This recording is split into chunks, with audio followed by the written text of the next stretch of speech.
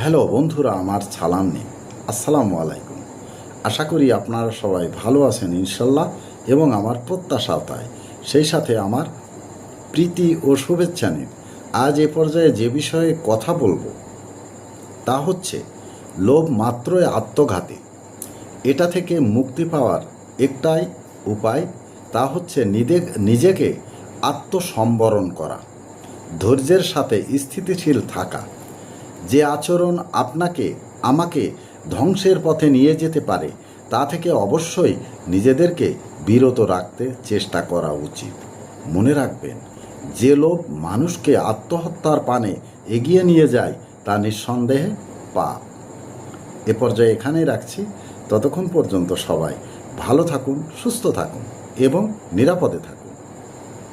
শুভকামনা নিরন্তর সবার জন্য সবসময়। ধন্যবাদ ফেসবুক মেটা, ধন্যবাদ সকল বন্ধু সহ সবাইকে। আবার দেখা হবে অন্য কোনো ভিডিওতে। আল্লাহ হাফেজ।